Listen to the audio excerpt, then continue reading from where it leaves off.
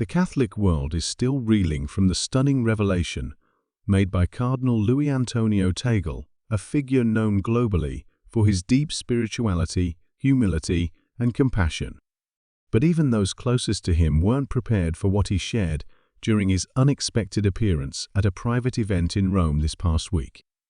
What was supposed to be a routine gathering of church leaders turned into a moment that will be remembered for years to come, not just within the Vatican, but among millions of faithful across the globe. The room had fallen silent, not because of ceremony or protocol, but because of the weight of what was said. Luis Antonio Tagle, often seen as a beacon of hope and even rumored at times to be a future papal contender, took the stage and veered off script.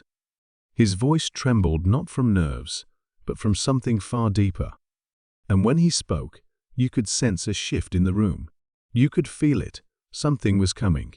He began by recounting a personal journey that spanned decades, one that many thought they understood. He reflected on his upbringing in the Philippines, his early days in the seminary, and his work with the poor. But then he paused, looked out into the audience, and dropped a revelation that sent shockwaves through the Vatican and beyond. Cardinal Tagle revealed that during a recent mission trip, he encountered a truth so painful, so deeply unsettling, that it shook the very foundation of his faith, not in God, but in the institution he has served all his life. He described visiting a remote village in Southeast Asia.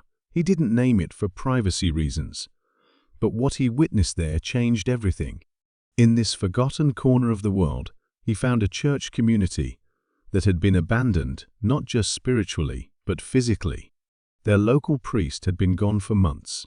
Their church building was in ruins. And yet the people still gathered every Sunday under a tree to pray, sing hymns, and hold communion without any clergy. But what broke Cardinal Tagle's heart wasn't just the neglect. It was the reason behind it. He revealed that the local diocese had redirected funds meant for rural missions funds he had personally approved toward lavish renovations of a bishop's residence in a more affluent region. He said, and these were his exact words, "I looked into the eyes of a child holding a plastic rosary with broken beads, and I knew I had failed her."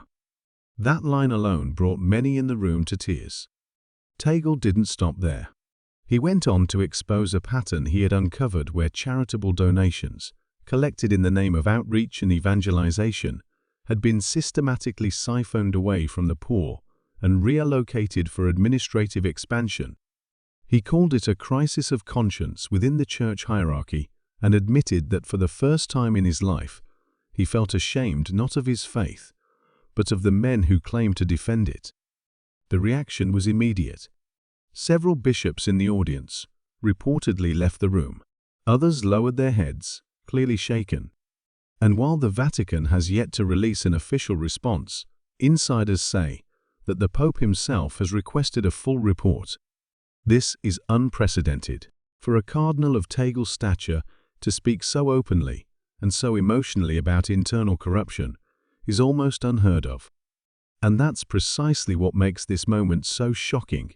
But perhaps what stunned listeners the most wasn't the institutional critique, it was what he said next. Cardinal Tagle shared that, after returning from that trip, he submitted a letter to the Vatican offering his resignation from several high-ranking positions. He said, "I cannot, in good conscience, represent a structure that fails to hear the cry of the poor. Until we are broken, we cannot heal." That was the moment the room fell completely silent. Not even the sound of a camera shutter. Although the Vatican has not yet accepted his resignation, the mere act of offering it speaks volumes. It's a rare gesture of humility and responsibility traits, often preached but rarely practiced by those in power.